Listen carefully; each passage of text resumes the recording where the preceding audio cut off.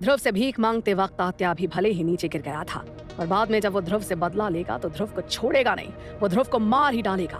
भले ही तात्या की साजिश को ध्रुव ने धूल चटा दी थी और अब वो ध्रुव के बराबर भी नहीं था, लेकिन वो भी सबसे रिप्यूटेड सीक्रेट दुनिया से आया था। जब वो वेस्टलैंड के अंदर था तो वो गिल फैमिली के नियमों से बंधा हुआ था, लेकिन जब वो वेस्टलैंड के बाहर निकलेगा तो अपनी मर्जी से काम करने के लिए आजाद होगा। तात्या ने पहली बार ऐसी बेइज्जती झेली थी। उसने ध्रुव से कहा, गॉड लेवल के वारिस पर प्रमोट होने पर आपको बधाई। मैं आपके लिए उपहार तैयार करवाऊंगा। $1 अरब मेरे लिए मुश्किल काम नहीं है। तात्या कहता जा रहा था, पर जब तात्या ने नजरें ऊपर उठाई तो देखा ध्रुव उसकी तरफ देख भी नहीं रहा था, बल्कि अपने बगल में खड़े शख्स से वेस्टलैंड में सब्जियों के रेट पर बात कर रहा था। यहाँ सब्जियाँ काफी सस्ती हैं। वैसे दूध कितने रुपए लीटर है? माइटी 7 का सबसे ताकतवर मेंबर ध्रुव के पैरों पर पड़ा था और उसे सब्जियों के रेट की चिंता हो रही थी। तात्या की हैसियत नीचे खींच ली गई थी। वो ध्रुव से भीख मांगने के लिए उसके सामने घुटनों पर बैठा और ध्रुव उसे इग्नोर कर रहा था। तात्या ने थोड़ा जोर देकर कहा, मिस्टर गिल, मुझे लगता है कि आप कुछ बेसिक एटिकेट भी नहीं दिखा पा रहे हैं। ध्रुव ने जब यह सुना तो चौंकते हुए जवाब दिया, ओह माय, तात्या, तुम मुझसे बात कर रहे थे?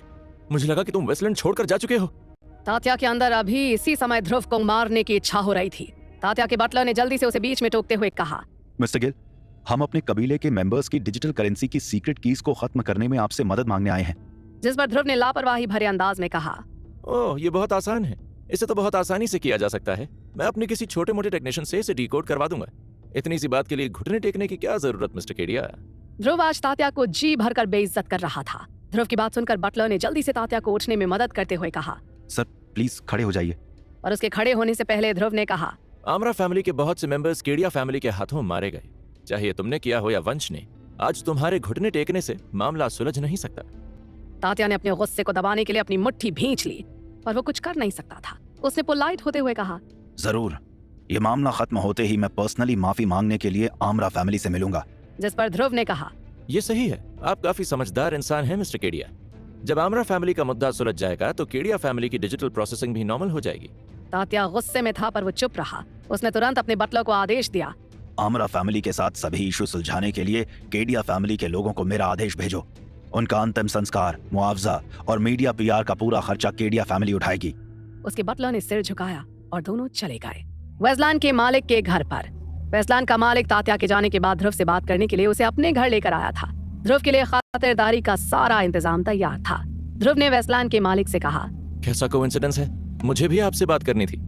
फिर ध्रुव ने उसकी आंखों की तरफ देखकर पूछा, मैं जानना चाहता हूँ कि मैंने तुम्हें पहले कहाँ देखा है? तुम मुझे जाने पहचाने लगते हो। जवाब में मालिक ने हंसते हुए कहा, अगर तुम मुझे जान पहचान नहीं पाओगे तो ये ज्यादा अजीब होगा। हालांकि मैं अभी भी तुम्हें अपनी पहचान नहीं बता सकता।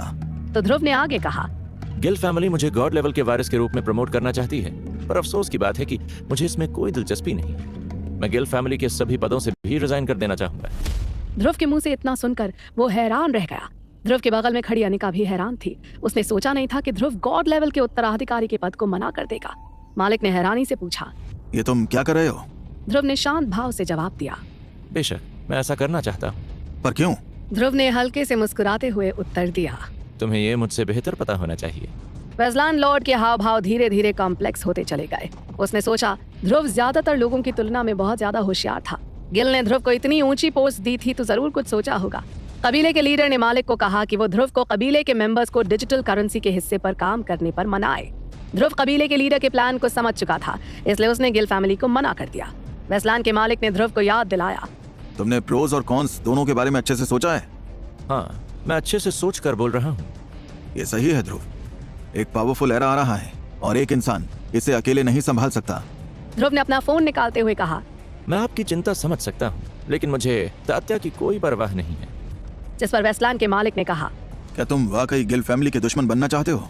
मालिक के ऐसा पूछने पर ध्रुव ने पोलाइटली कहा, मैं गिल फैमिली की अनलिमिटेड पावर को मानता हूँ, मैं उसका विरोध नहीं कर रहा हूँ। वो लंबे समय से पावर में है और दुनिया की ज्यादातर राजनीतिक संपत्ति के मालिक हैं। हालांकि गिल फैमिली के इतिहास में एक नया चैप्टर आज शुरू होने वाला है। वेस्टलैंड का मालिक इसका मतलब समझता था। इस समय ध्रुव के पास दुनिया में सबसे ज्यादा करेंसी थी और एक्सेंको इंटरनेशनल एंटरप्राइज की करेंसी जल्द ही दुनिया को एक नए तरीके के चलन की तरफ ले जाएगी। लोग पैसों का ट्रांजैक्शन अलग तरीके से करेंगे। इतना कहकर ध्रुव ने सिर झुकाते हुए कहा, मुझे समय देने के लिए थैंक्स, अभी मैं चलता हूँ। और अनिका के साथ जाने के लिए मुड़ा। ध्रुव ने जाने से पहले कहा, मैं अपना डिसीजन ले चुका हूँ। अभी आप पर डिपेंड करता है कि आप इस खबर को दूसरी फैमिली तक फैलाना चाहते हैं या नहीं। मालिक मुस्कुराया और हल्के से कहा। तुम वाकई होशियार इंसान हो। फिर उसने कबीले के लीडर को कॉल करने के लिए अपना फोन निकाला। लाइन के दूसरी तरफ कबीले के नेता ने पोकर फेस के साथ कहा, बिल्कुल, जैसा बाप वैसा बेटा, उसे हमारे प्लान की भनक लग गई है। दूसरी तरफ तात्या ने जब वैसलान छोड़ा तो वो काफी बेइज्जत महसूस कर रहा था। वैसलान के बाहर लखन उसका स्वागत करने के लिए तैयार खड़ा था। उसे देखकर तात्या ने उदास चेहरे के साथ कहा, लखन। लखन ने जवाब में पूछा, कौन तुम्हारा मजाक उड़ा रहा था? ध्रुव के अलावा और कौन हो सकता है? वो अब बहुत फायदे में है और निहाल की मदद से वो अब घमंडी और बेकाबू भी हो गया है। निहाल, तुम ध्रुव के बारे में बहुत कम जानते हो। उसके पास न केवल निहाल का सपोर्ट है बल्कि पूरी महाजन फैमिली उसे सपोर्ट कर रही है। ये सुनकर तात्या के कान खड़े हो गए।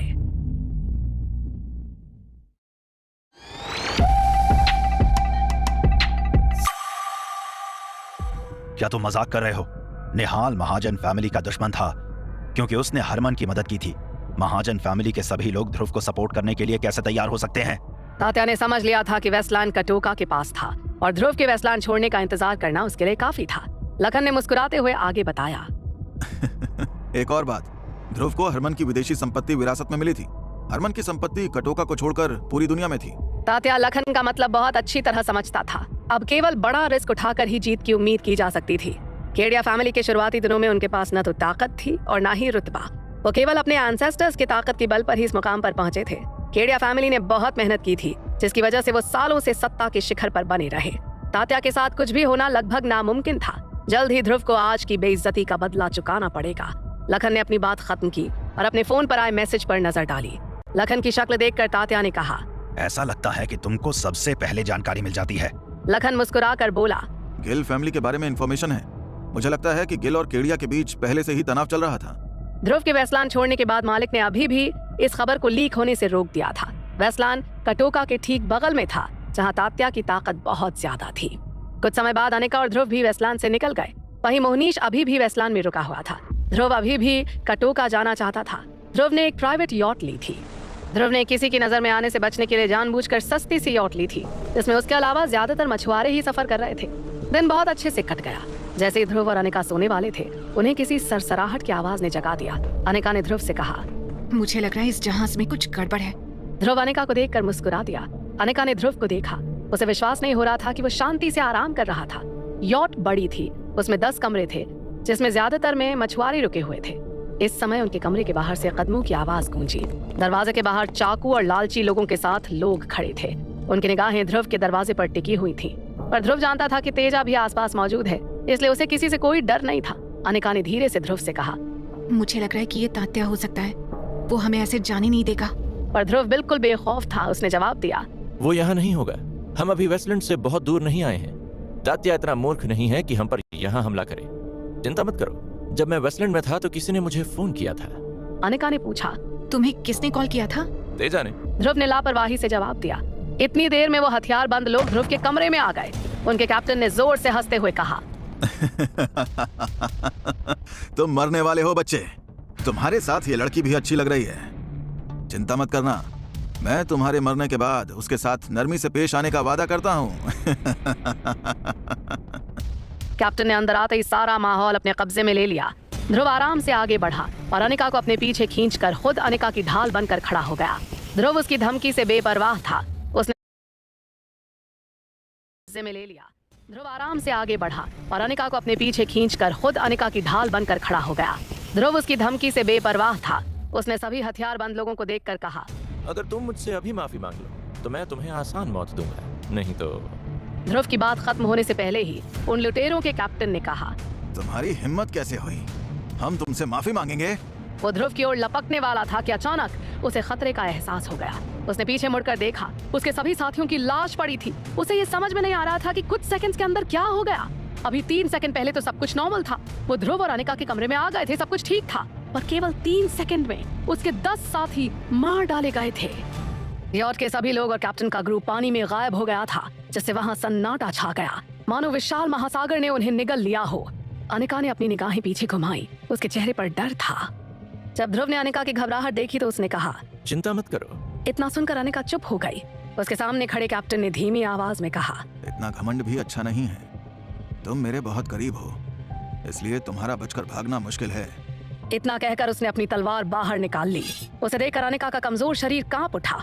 इससे पहले कि अनिका कुछ सोच पाती, किसी ने एक झटके से कैप्टन को भी उसके साथियों के पास भेज दिया था। सब कुछ शांत होने के बाद ध्रुव ने कदम आगे बढ़ाया तो यॉट पर मौजूद लोग ध्रुव को ग्रीट करने के लिए आगे बढ़े। मिस्टर गिल, हम देर से आने के लिए माफी चाहते हैं। ये हमारी गलती है कि मिस्टर गिल को परेशानी का सामना करना पड़ा। उनको इग्नोर करते हुए ध्रुव ने पूछा, वाइपर कहाँ है? जिस पर एक आदमी ने जवाब दिया, वाइपर कटोका में बिजी था तो पर्सनली नहीं आ सका, उसने हमें भेज दिया था। साथ ही उसने कहा था कि हमें मिस्टर गिल को सुरक्षित रखना है वरना सजा मिलेगी। ध्रुव ने कैप्टन के ग्रुप की ओर इशारा करते हुए पूछा, क्या आप जानते हैं कि ये लोग कौन हैं? ये कटोका के ट्रेंड क्रिमिनल लग रहे हैं। इन्हें बचपन से ही हत्यारा बनना सिखाया गया है। ध्रुव ने सिर हिलाकर कहा। ठीक है, थैंक्स। ध्रुव के थैंक्स कहने पर उसने कहा, मिस्टर गिल, प्लीज हमें थैंक्स मत कहिए। अगर तेजा को पता चला। यह episode secret world Telegram channel द्वारा अपलोड किया गया है, तो प्लीज़ आप सभी टेलीग्राम चैनल को ज्वाइन कर लें। मेरा नाम पुष्कर हटसन है।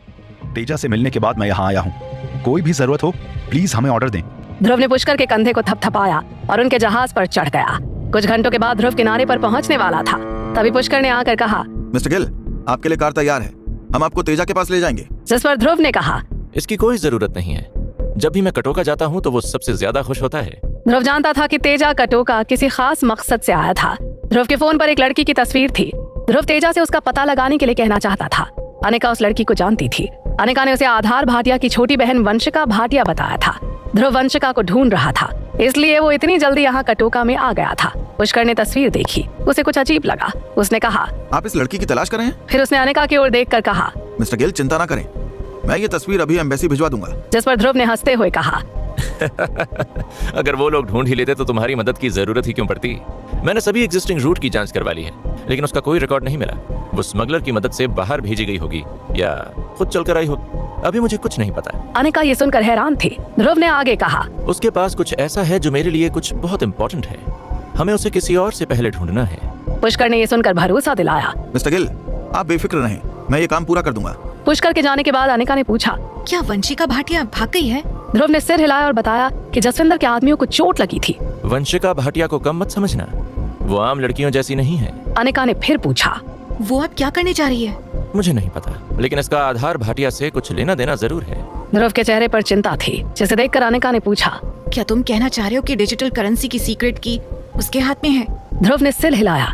अनिका ने समझ लिया कि हालात कितने मुश्किल थे। तभी पुष्कर लौट आया और आकर बताया कि वंशिका सटायर क्लब में देखी गई है। ध्रुव को हैरानी हो रही थी। उसने अविश्वास में दोहराया, सटायर क्लब? सटायर क्लब असल में एक रेड लाइट एरिया था।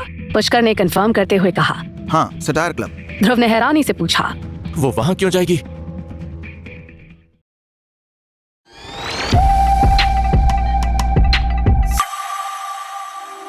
पुष्कर ने समझाया कि वहाँ हाई लेवल के लोगों के लिए और ऑफिसर्स के लिए कई तरह की व्यवस्था होती है, जिसमें केवल लड़कियों को ही जाने की परमिशन है।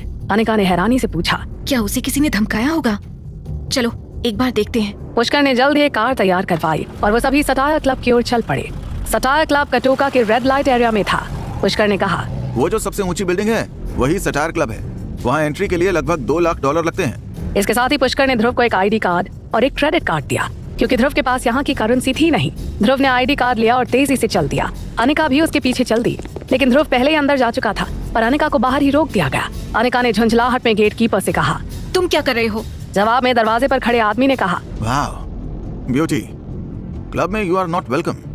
हम नहीं चाहते कि तुम अंदर जाओ। अनिका के चेहरे पर गुस्सा था। ध्रुव अंदर जा चुका था, वो बाहर खड़ी इंतजार नहीं कर सकती थी। ध्रुव को किसी चीज में कोई दिलचस्पी नहीं थी। उसकी केवल एक ही चिंता थी, उसे वंशिका भाटिया को बचाने का तरीका निकालना था। वंशिका आधार भाटिया की बहन थी, इसलिए ध्रुव के लिए ये और भी ज्यादा इम्पोर्टेंट हो जाता था। वंशिका की सुरक्षा ध्रुव की पहली प्रायोरिटी थी। सटायर क्लब के अंदर सनसेट शैक में जाने के बाद एक अधेड़ उम्र की औरत ध्रुव की ओर बढ़ी और लंबी सी मुस्कान के साथ बोली, हेलो मिस्टर, क्या आप यहाँ पहली बार आए हैं?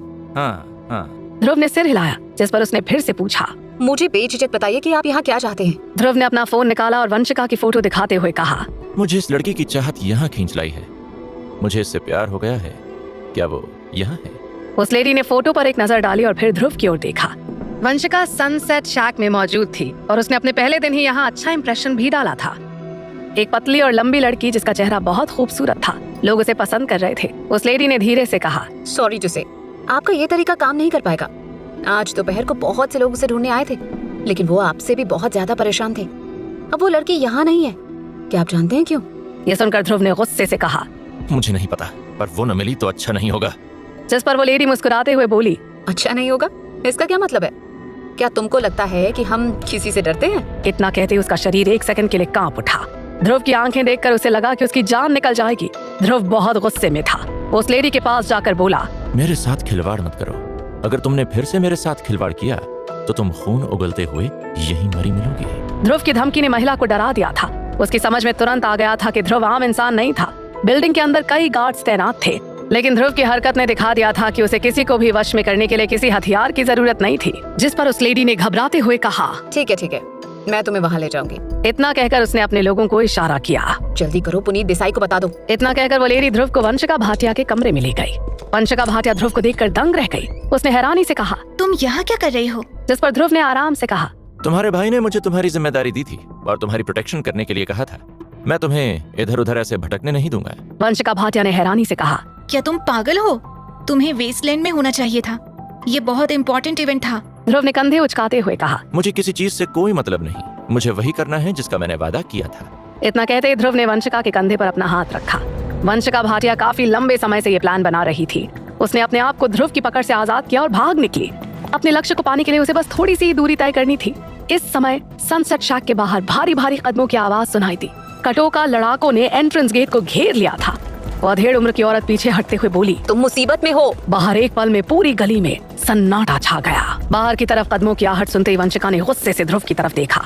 उसे समझ में नहीं आ रहा था कि आखिर क्यों ध्रुव इस समय वहाँ पर आया है।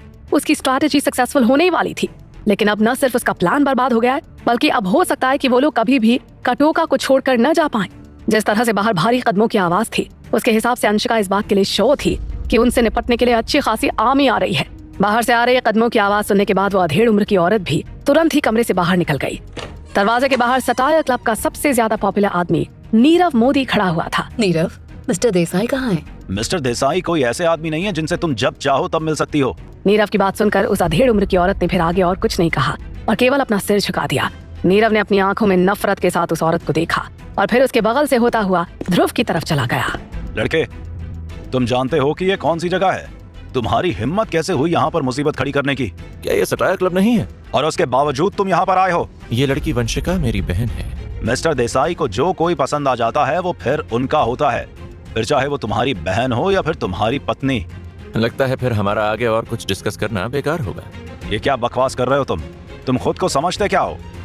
मेरा तुमसे बात करना ही तुम्हारे लिए खुशकिस्मती की बात होनी चाहिए। इतना कहने के बाद नीरव ने ध्रुव को पंच मारने के लिए अपना हाथ घुमाया। उसके पंच को देखकर ही ध्रुव ये बता सकता था कि वो पंच किसी भी ऑर्डिनरी पंच से कहीं ज्यादा असरदार है। लेकिन इससे पहले कि नीरव का पंच ध्रुव को छू भी पाता, ध्रुव ऑलरेडी उसके ठीक सामने आ गया था। नीरव समय रहते डॉज नहीं कर पाया था और अगले ही पल उसके चेहरे पर एक हार्ड पंच पड़ गया, जिसके बाद नीरव दर्द में कराहने लगा था। कुछ ज्यादा ही स्लो था। तुम्हारी मसल्स भले ही अच्छे से ट्रेंड हो, लेकिन तुम्हारे बॉडी मूवमेंट अच्छे नहीं है। तुम्हें ये याद रखना चाहिए कि तुम्हारा अपोनेंट एक आदमी है, कोई लकड़ी का टुकड़ा नहीं। अगर तुम मुझसे जीतना चाहते हो तो फिर तुम्हें कम से कम 8 या 10 साल तक प्रैक्टिस करनी होगी और उसके बाद ही तुम मेरे लेवल तक पहुंच पाओगे। नीरव ने खुद को संभाला और घूर कर ध्रुव को देखा। ध्रुव का पंच नीरव के पंच से कहीं ज्यादा स्ट्रॉन्ग था। जितना नीरव का एक्सपीरियंस था, उस हिसाब से वो ये बात तो बहुत अच्छे से बता सकता था कि उसका अटैक ध्रुव के अटैक के सामने कुछ भी नहीं है। लड़के, तुम्हारे पास वाकई में अच्छी स्किल्स हैं, लेकिन ये स्किल्स काफी नहीं है इस लड़की को यहाँ से बचा कर ले जाने के लिए। क्यों ना तुम इस लड़की को यहीं पर ही छोड़ दो और बदले में मैं तुम्हें सटायर क्लब से बाहर जाने दूंगा। या क्योंकि तुम्हारी फाइटिंग स्किल्स इतनी ही ज्यादा अच्छी हैं, तो क्यों ना मैं तुम्हें मिस्टर देसाई से इंट्रोड्यूस करा दूं, ताकि वो तुम्हें सनशाइन इंक में काम करने के लिए हायर कर सकें। नीरव ये बता सकता था कि ध्रुव एक फर्स्ट क्लास फाइटर है और इसीलिए उसने पेशेंटली उसे राय दी। ये लड़की तुम्हारे एफर्ट के लायक नहीं है। जाहिर सी बात है कि ये यहाँ पर रहकर पैसे बनाना चाहती है। तुम समझ रहे हो ना कि मैं क्या कह रहा हूँ?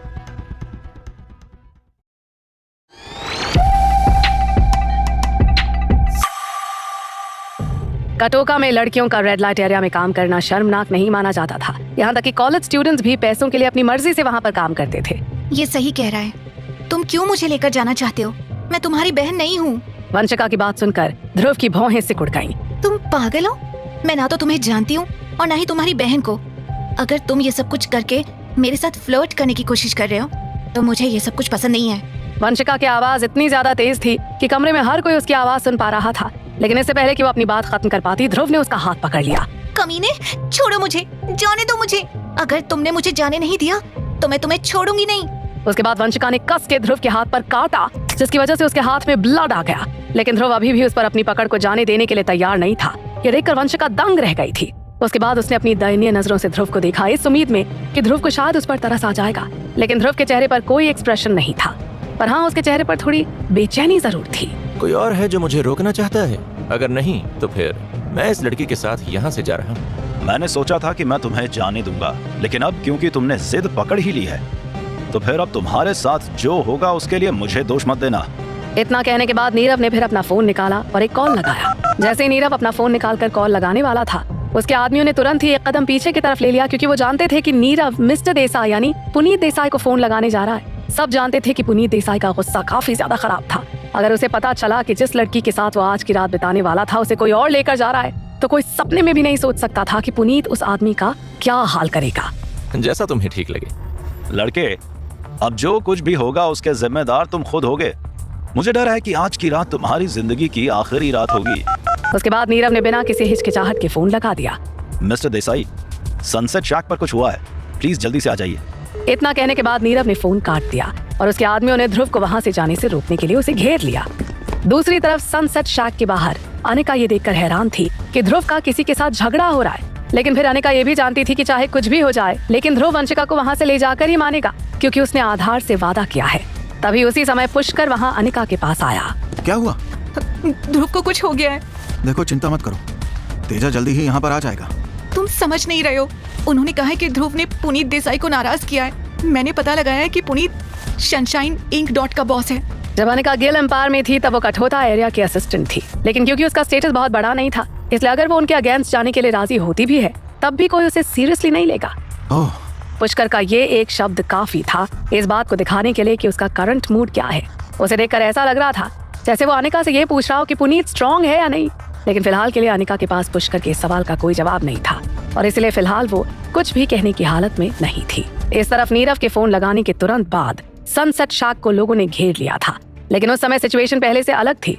बाहर मच रही हलचल को देखकर सनसेट शाक के बाहर मौजूद लोगों को समझते देर नहीं लगी कि पुनीत वहां पर आने वाला है।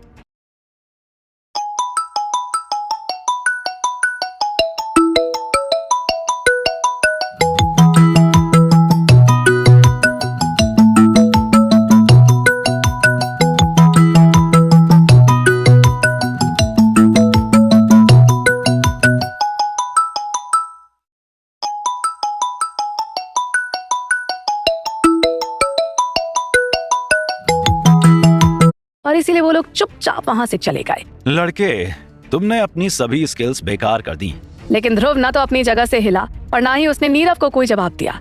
वंशिका जो ध्रुव के बगल में खड़ी हुई थी वो बहुत ज्यादा अपसेट नजर आ रही थी।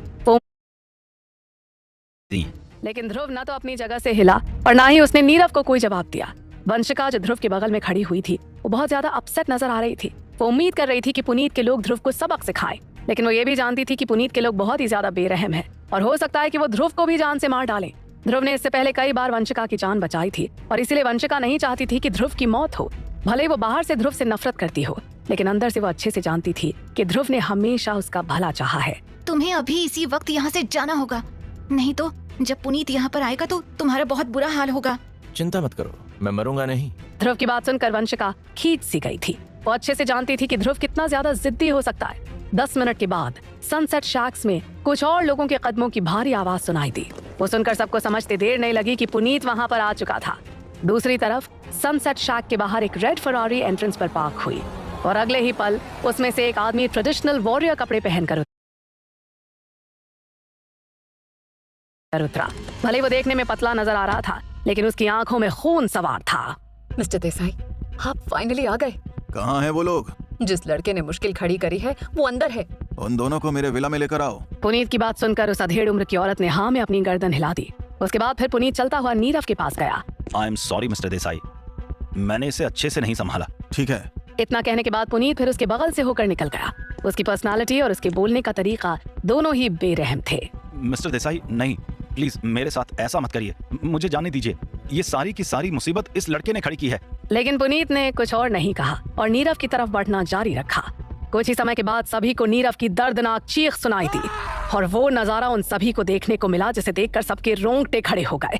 पुनीत सिर से लेकर पांव तक खून में सना हुआ था, लेकिन वो अभी भी अपने चेहरे पर बिना किसी एक्सप्रेशन के ध्रुव की तरफ जा रहा था। लेकिन ध्रुव की तरफ जाते समय भी पूरे टाइम उसकी नजरें वंशिका पर टिकी हुई थी। पुनीत की आंखों में इस समय एक अलग ही चमक थी, मानो उसे वंशिका की चाल का पता लग गया हो। तुम आधार की छोटी बहन हो, है ना? तुम्हें क्या लगा कि मैं यहाँ पर इसलिए आया हूँ क्योंकि मैं तुम्हारे ऑनलाइन वीडियोस में इंटरेस्टेड हूँ और तुम अभी भी अपने भाई के लिए बदला लेने के बारे में सोच रही हो? पुनीत की बात सुनकर कुछ पलों के लिए ध्रुव की धड़कनें जैसे रुक सी गई। उसके साथ उसने एक गहरी सांस ली। उसे देखकर ऐसा लग रहा था जैसे कि उसे कुछ समझ में आ गया है। ऐसा लग रहा था कि मीर चंदानी फैमिली में कुछ गड़बड़ चल रही है। दूसरी तरफ वंशिका ने अपना गुस्सा दबा लिया था, लेकिन फिर भी उसे महसूस हो रहा था कि उसके एक्सप्रेशन में दुख नजर आ रहा था।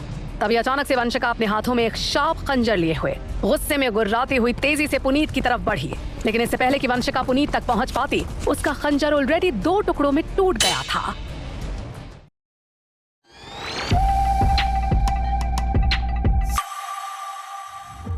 बेवकूफ, तुम्हारा भाई आधार कटोका का मुकाबला नहीं कर सकता था, तो ऐसे में तुम्हें क्या लगता है कि तुम बदला लेने के लिए खुद पर डिपेंड हो सकती हो? पुनीत ने वंशिका का हाथ पकड़ा हुआ था और वंशिका उसकी पकड़ से निकलने की पूरी कोशिश कर रही थी। हालांकि उसकी कोशिश स्ट्रॉन्ग नहीं थी, लेकिन इस चीज ने पुनीत को गुस्सा दिला दिया था और उसी का ही नतीजा था कि पुनीत ने कस के वंशिका को थप्पड़ मार दिया। पुनीत के थप्पड़ की फोर्स की वजह से वंशिका नीचे जमीन पर गिर गई और अपनी आंखों के सामने उसे अंधेरा नजर आने लगा। डैम इट, तमीज से रहो बेवकूफ लड़की। तुम्हें क्या लगता है कि तुम खुद मेरे साथ निपट सकती हो? मिस्टर देसाई, हमें बाकियों के साथ क्या करना चाहिए? वो औरत ध्रुव के बारे में बात कर रही थी, लेकिन पुनीत ने ध्रुव की तरफ नजर उठाकर भी नहीं देखा। देखो, हमारे यूजुअल रूल के हिसाब से उसे खत्म कर दो। ध्रुव ने भी पुनीत को इग्नोर कर दिया और वंशिका के पास जाकर अपने घुटनों पर बैठ गया, जो अभी भी सदमे में नजर आ रही थी। वंशिका, तुम ठीक तो हो ना? उठो धीरे से। वंशिका ने अपनी पलकें झपकाकर ध्रुव को वहाँ से जाने का इशारा किया। आफ्टर ऑल वो लोग अभी इस समय कटोका में थे और कटोका में इस समय कनिष्क और जसविंदर भी ध्रुव को बचा नहीं सकते थे। और यही वो पल था जब पुनीत ने पलटकर ध्रुव को देखा। बच्चे, तुमने मुझे पहचाना नहीं। तुम्हें मैं याद नहीं हूँ? क्या तुम चाहते हो कि मैं खुद को इंट्रोड्यूस करूं? उसकी कोई जरूरत नहीं है। तुम बाद में नर्क में अपने नए लोगों से दोस्ती करना। इस औरत को भी साथ लेकर आओ। लेकिन जैसे ही पुनीत पलटा, उसने नोटिस किया कि वहाँ पर कुछ गड़बड़ है। उसने देखा कि दरवाजे से एक आदमी सिगार पीता हुआ उसकी तरफ चलता हुआ आ रहा था, जिसने काले रंग का वेलवेट का कोट पहना हुआ था और उसके चेहरे पर एक घाव का निशान था। आज सटायर क्लब में सब इतना हैरान थे कि किसी की भी एक मसल तक हिलाने की हिम्मत नहीं थी। लेकिन चलते हुए वो आदमी देखने में घमंडी नजर नहीं आ रहा था। उस आदमी को वहाँ पर देखकर पुनीत दंग रह गया था। ध्रुव ने भी उस आदमी को अंदर आता हुआ देखा और नोटिस किया कि वो आदमी कितनी तेजी से चल रहा है। लेकिन सनसेट शैक के अंदर आते ही और ध्रुव को अपने सामने देखते ही उसके कदम धीमे पड़ गए। वो आदमी कोई और नहीं था बल्कि तेजा था। इतने समय के बाद तेजा के चेहरे पर कुछ और घाव के निशान आ गए थे, लेकिन उसका ऑरा पहले से कहीं ज्यादा स्ट्रॉन्ग हो गया था। मिस्टर पुनीत, ये तो तेजा है। अंधा नहीं हूँ मैं, नजर आ रहा है मुझे। इतना कहने के बाद पुनीत फिर तेजा का स्वागत करने के लिए अपने चेहरे पर स्माइल के साथ उसके पास चला गया। तुम तो तेजा हो ना? तुम आज यहाँ सनसेट शैक पर क्या कर रहे हो? तेजा के आज यहाँ के सारे खर्चे मैं उठाऊंगा। सनसेट शैक की वो अधेड़ उम्र की औरत इस समय काफी ज्यादा हैरान थी। उसने एक्सपेक्ट नहीं किया था कि तेजा आज वहाँ पर आएगा। मिस्टर देसाई, आप चिंता मत करिए। ये तो हमारी खुशकिस्मती है कि तेजा खुद यहाँ पर आए हैं। हम इनसे पैसे लेने की हिम्मत भी कैसे कर सकते हैं? अधेड़ उम्र की औरत की बात सुनकर पुनीत ने सैटिस्फैक्शन में अपनी गर्दन हिलाई, लेकिन फिर जब उसकी नजर तेजा पर पड़ी तब उसे एहसास हुआ कि न सिर्फ तेजा ने उसकी बात का जवाब नहीं दिया, बल्कि वो उसके बगल से ऐसे होकर निकल गया जैसे कि वो उसे पहचानता ही ना हो। तेजा के इस बिहेवियर को देखकर पुनीत हैरान रह गया था, लेकिन फिर उसने तुरंत ही खुद को संभाल भी लिया। पुनीत तेजा की काबिलियत अच्छे से जानता था, यहाँ तक कि देसाई क्लैन ने तेजा को रिक्रूट करने के बारे में सोचा भी था, लेकिन वो लोग तेजा से कांटेक्ट नहीं कर पाए थे। और तेजा को वहाँ पर देखकर पुनीत को ऐसा लग रहा था जैसे उसकी किस्मत के सितारे जाग गए हैं। लेकिन वो ये देखकर सरप्राइज हो गया था कि तेजा अपनी आंखों में नफरत के साथ केवल उसके बगल से होकर निकल गया और ध्रुव के सामने जाकर खड़ा हो गया। बॉस, सॉरी मैं लेट हो गया। अपनी आंखों के सामने इस नजारे को देखकर पुनीत इतना ज्यादा हैरान हो गया था कि वो एक मसल तक नहीं हिला पा रहा था, बल्कि एक पल के लिए तो उसे ऐसा लग रहा था कि उसने शायद गलत सुन लिया है। नहीं तो तेजा जैसा स्ट्रॉन्ग आदमी ध्रुव को बॉस कहकर क्यों बुलाएगा? पुनीत को अब इस बात पर पूरी तरह से भरोसा हो गया था कि उसके कान में कोई खराबी है। Boss, I am sorry. Dam, मैंने सोचा था कि मैं आज आपको पिक करने के लिए आऊंगा, लेकिन रास्ते में मुझे कुछ काम आ गया। कोई बात नहीं, मुझे कुछ हुआ नहीं है। करीब से देखने पर ध्रुव को तेजा के हाथ में खून का दाग नजर आया। ऐसा लग रहा था कि वहाँ पर आने से पहले तेजा जिंदगी और मौत के बीच की सिचुएशन से जूझते हुए आया है। तुम्हारे हाथ को क्या हुआ है? ज्यादा कुछ नहीं, चलिए पहले यहाँ के मामले को सेटल करते हैं। उसके बाद तेजा ने पलटकर पुनीत और सनसेट शैक के लोगों को देखा। क्या तुम इस जगह के इंचार्ज हो? तेजा, वो वेल, चिंता मत करो, ये मेरे बॉस हैं। तुम्हें जो कुछ भी कहना है वो कह दो। तेजा की बात सुनकर पुनीत और भी ज्यादा घबराने लगा। आफ्टर ऑल तेजा ने ध्रुव को अपना बॉस बुलाया है, ऐसे में पुनीत और क्या ही बोल सकता था। पुनीत जानता था कि अगर उसने उन लोगों को सटायर क्लब छोड़कर जाने से रोका तो वो खुद यहाँ से जाने की हालत में नहीं रहेगा। गलतफहमी, ये सब कुछ एक गलतफहमी है।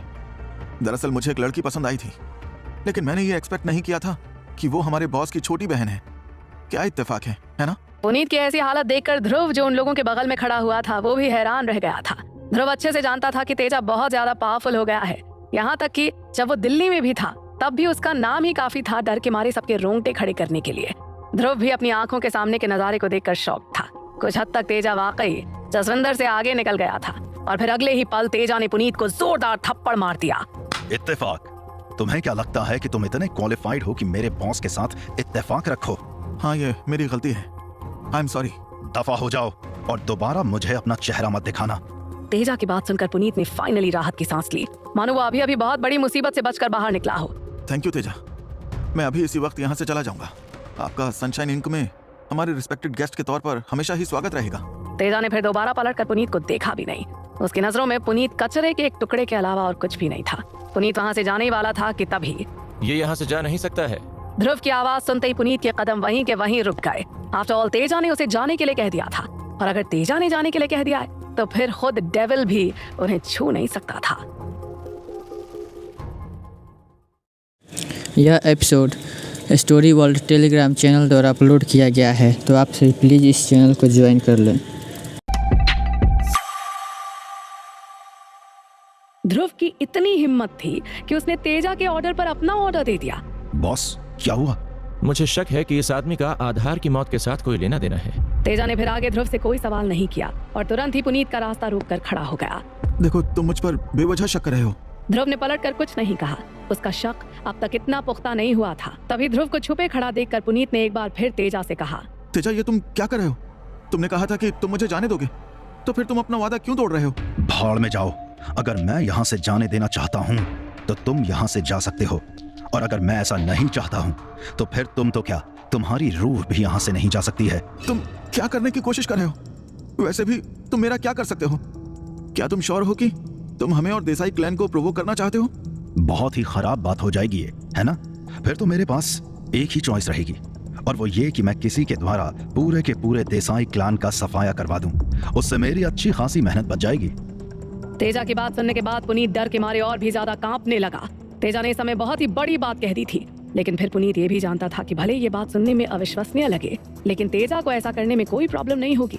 यहाँ तक कि खुद ध्रुव भी इस समय काफी ज्यादा सरप्राइज था, और उससे भी ज्यादा हैरानी की बात उसके लिए ये थी कि तेजा देसाई क्लान का जिक्र ऐसे कर रहा था मानो वो कुछ हो ही ना। अनिका भी हैरानी में अपना मुंह खोले हुए सब कुछ देख रही थी। वो अच्छे से जानती थी कि ध्रुव और तेजा दोनों ने एक दूसरे को अपना मुंह बोला भाई मान रखा था, लेकिन इससे पहले दिल्ली में तेजा कुछ भी नहीं था। उस पर से इस समय वो लोग कटोका में हैं, और कटोका में आमतौर पर बाहर के लोगों को बहुत ही नीची नजरों से देखा जाता है, लेकिन इस समय वहाँ सटायर क्लब में कोई भी तेजा को नीची नजरों से नहीं देख रहा था, बल्कि सबकी नजरों में तेजा के लिए इज्जत ही थी। किसी को कोई प्रॉब्लम है? तेजा की बात सुनते वहाँ पर मौजूद हर कोई डर से कांपने लगा। आफ्टर ऑल सभी ये बात अच्छे से जानते थे कि शहर में तेजा का सामना करना मौत को गले लगाने के बराबर था। कोई प्रॉब्लम है तुम्हें? नहीं, मैं समझता हूँ। तेजा, तुम चिंता मत करो। हमें नहीं पता था कि ध्रुव तुम्हारा दोस्त है, और ये कि वंशिका इनकी बहन है। I am sorry Teja. इतना कहने के बाद पुनीत फिर वहाँ से पलटकर निराशा के साथ चला गया। वो ऑलरेडी इस समय डर के मारे सिर से लेकर पांव तक पसीने से भीगा हुआ था। अपने 12 बजे हुए चेहरे के साथ पुनीत वहाँ से बाहर निकल गया। आज का दिन उसके लिए बहुत ही बेइज्जती भरा था। दरवाजे पर पहुंचते ही पुनीत ने अनिका को नोटिस किया। हालांकि वो अनिका को जानता नहीं था, लेकिन अनिका का चेहरा उसे किसी ओबीडियंट लड़की की याद दिला रहा था। क्या वो ट्रस्टवर्दी है? चिंता मत करो, इतना पैसा काफी होगा। पुष्कर सच बोल रहा था। उसने ऑलरेडी ध्रुव को अपना बैंक कार्ड दिया था, क्योंकि सनसेट शैक एक रेड लाइट डिस्ट्रिक्ट था, और इसीलिए पुष्कर को लगा कि अनिका को इस बात की चिंता है कि ध्रुव के पास बहुत पैसे नहीं है। इसके अलावा तेजा भी अभी उस बिल्डिंग के अंदर गया है ध्रुव से मिलने के लिए, और ऐसा कुछ भी नहीं है जिसे तेजा वहाँ पर सॉल्व नहीं कर सकता है। उन दोनों की बातें सुनकर पुनीत की भौएं सिकुड़ गई थी। ओह, तो तेजा पैसों के लिए ध्रुव की मदद कर रहा था। पुनीत को फाइनली ऐसा लग रहा था कि अब सभी बातों का सही मतलब बैठ रहा है। तेजा जैसा बेरहम आदमी हर उस आदमी को बर्बाद कर देगा जो उसके करीब आएगा, और इसीलिए वो श्योर था कि वो बस ऐसे ही किसी की मदद नहीं करेगा। पुनीत फिर बहुत ही जल्द खराब मूड में सताया क्लब से चला गया और उसके साथ साथ देसाई क्लैन के उसके आदमी भी चले गए। मिस्टर देसाई, मुझे नहीं पता था कि तेजा इतना ज्यादा घमंडी है। हम कर भी क्या सकते हैं? तेजा का सामना कोई नहीं कर सकता है। तो क्या हम उसे ऐसे ही जाने दें? उसने तो देसाई क्लैन को भी इतनी नीची नजरों से देखा है। अपने आदमी की बात सुनकर पुनीत की भौएं सिकुड़ गईं। वो जानता था कि भले तेजा के दावे एक्सट्रीम थे, लेकिन वो कम से कम देसाई क्लैन की पावर को 0 तक सप्रेस करने के काबिल नहीं थे। और जाहिर सी बात थी कि पुनीत अपनी इज्जत वापस हासिल करना चाहता था। आफ्टर ऑल, सनसेट शैक के रेगुलर विजिटर के तौर पर वो वहाँ पर अपनी बेइज्जती कैसे बर्दाश्त कर सकता था? हमारा देसाई क्लैन उतना कमजोर नहीं है जितना कि वो सोच रहा है। इतना कहने के तुरंत बाद पुनीत फिर अपनी ब्लैक मर्सिडीज बेंज में बैठकर वहाँ से चला गया। रास्ते में फिर उसने अपना फोन निकालकर अपने डैड को फोन लगाया। डैड, ये तेजा इस समय कटोका में है और वो पहले से कहीं ज्यादा आउट ऑफ कंट्रोल होता जा रहा है। जब एक आदमी के पास स्ट्रेंथ होती है तब जाहिर सी बात है कि वो घमंडी हो ही जाता है। लेकिन तुम्हें तेजा के साथ उलझने की क्या जरूरत पड़ गई? क्या तुम्हें पता नहीं है कि हम इस समय उसके साथ नेगोशिएशन कर रहे हैं? पुनीत ने एक्सपेक्ट नहीं किया था कि उसके डैड अचानक से इस तरह से गुस्से में आ जाएंगे, लेकिन फिर भी वो किसी तरह से हिम्मत जुटाकर अगला सेंटेंस बोला। लेकिन डैड, क्या आप जानते हैं कि उसने सनसेट शैक में अभी क्या कहा है? क्या कहा है? उसने कहा था कि वो पूरे के पूरे देसाई क्लैन का सफाया कर देगा। क्या तुम श्योर हो कि उसने यही कहा था? ये सच है डैड। वो भले ही पावरफुल है, लेकिन कुछ ज्यादा ही घमंडी है। उसे क्या लगता है कि हम देसाई क्लैन सरवाइव नहीं कर पाएंगे? लेकिन पुनीत ने यह एक्सपेक्ट नहीं किया था कि अपने डैड को तेजा के अगेंस्ट उकसाने के बावजूद उसके डैड अभी भी अपनी डील के बारे में सोच रहे थे। इस तरफ सनसेट शैक में ध्रुव को देखकर तेजा के चेहरे पर किसी छोटे बच्चे की जैसी खुशी आ गई थी। बॉस, चलिए आज रात ड्रिंक करते हैं। इतने कम समय में तुम इतना कुछ करने में कामयाब कैसे हुए? ध्रुव तेजा की इतनी ज्यादा ग्रोथ देखकर हैरान था, सरप्राइज था। बस ऊपर वाले की दया है। लेकिन चलिए अभी इसके बारे में बात नहीं करते हैं। आप थोड़ी मुसीबत में नजर आ रहे हैं। ऑफ कोर्स ऐसा आपके लिए रोमांटिक रिलेशन की वजह से होगा। तेजा की बात सुनकर ध्रुव ने अपनी आंखें रोल की। दूसरी तरफ सनसेट शैक के सेकंड फ्लोर से एक लड़की उसे देख रही थी। ध्रुव की नजर उस लड़की पर फोकस हो गई थी। उस लड़की ने लाल रंग का ट्रेडिशनल रोब पहना हुआ था और उसका फेस ढका हुआ था। वो देखने में फैशनेबल नजर आ रही थी और खिड़की के अगेंस्ट टेक लगाकर वो ध्रुव की तरफ ही देख रही थी। सुना है कि सनसेट शैक की ओनर एक बहुत ही खूबसूरत लड़की है, एक आइकॉनिक काटोका ब्यूटी। लेकिन इतने समय तक काटोका में रहने के बावजूद मैंने अभी तक उसे देखा नहीं है। तेजा ने जानबूझकर ध्रुव को देखकर आंख मारी और फिर वो वहां से चला गया। ध्रुव ने वापस पीछे पलटकर देखा और नोटिस किया कि वो लड़की अभी भी उसे अजीब तरह से देख रही थी। भले ही वीर को उसके बारे में कुछ अजीब महसूस हो रहा था, लेकिन फिर भी उसके मन में उसके लिए नफरत नहीं आई थी। जब उस लड़की ने देखा कि ध्रुव उसकी तरफ बढ़ रहा है, तब उसने खिड़की बंद कर दी। ध्रुव भी उस लड़की के इन्विटेशन को मना नहीं कर पाया और सीढ़ी चढ़कर ऊपर चला गया। मैं ऊपर जा रहा हूँ, तो मैंने कहा और बाकी सबके साथ वापस जाओ। और हाँ, ज्यादा इधर उधर घूमने की जरूरत नहीं है। मैं जब वापस लौटूंगा तब तुमसे निपटूंगा।